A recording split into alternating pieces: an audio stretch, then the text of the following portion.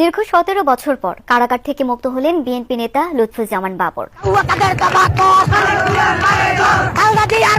আল্লাহ রাখছে, বাবর মেয়ের আল্লাহ রাখছে, একজনে রাখছে আল্লাহ। বিএনপি করি, রাজনীতি করি, আমরা যখন বলি তখন হয়তো মানুষে বলে আরে ভাই তোমরা রাজনীতি করো। 14 গোষ্ঠীর মধ্যে যদি কেউ বিএনপি করে সে যত মেধাবী হোক তার চাকরি হবে না। কেন ডাকা হয় লুৎফুজ্জামান বাবরকে 7 বোনের এক ভাই? চলুন দেখে আসি সেই লুৎফুজ্জামান বাবর 17.5 বছর পর ছাড়া পাওয়ার পরে কি বললেন বিএনপির নেতা কর্মীদের উদ্দেশ্যে। হ্যাঁ, মামা আম্মু মানে বাবা সবার কাছ থেকে শুধু গল্প শুনেছি, আর কোনো কিছু মানে ওইভাবে দেখার মতো সৌভাগ্য হয়নি কখনো। এখন দেখতে পাবো ভেবে এখন অনেক মানে ধন্য মনে হচ্ছে নিজেকে। আসছি তো দেখার জন্য, বাবর স্যারকে দেখার জন্য আসছি।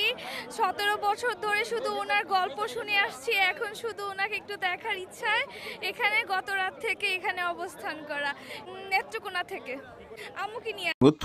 লুৎফুজ্জামান বাবর এখন থেকে 17.5 বছর আগে টকবকে যুবক ছিলেন, তখন তাকে মিথ্যা মামলায় সেন্ট্রাল জেলে ভরা হয়। লুৎফুজ্জামান বাবর এখন থেকে 17 বছর আগে যখন কারাগারে যান, টকবকে যুবক ছিলেন, তাকে মিথ্যা অভিযোগে অন্যায়ভাবে রাজনৈতিক প্রতিহিংসার বশবর্তী হয়ে কারাগারে আবদ্ধ রাখা হয়েছে।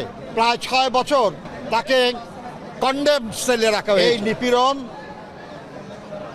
এই অনিশ্চিত জীবন, 2টি মৃত্যুদণ্ড, 2টি মামলায়, একটি মামলায় যাবজ্জীবন, এই দুশ্চিন্তা, এই মিথ্যা অভিযোগে অভিযুক্ত হওয়ার কারণে যে ক্ষোভ বেদনা, এটা তাকে প্রায় বৃদ্ধ করে ফেলেছে। আমরা আল্লাহর কাছে শুকর করি যে মহামান্য আদালত তার বিরুদ্ধে কোনো অভিযোগ প্রমাণিত না হয় তাকে এই সব মামলা থেকে মুক্তি দিয়েছে। অবিরাম লড়াই করেছে বিএনপি গত 16 বছর ধরে।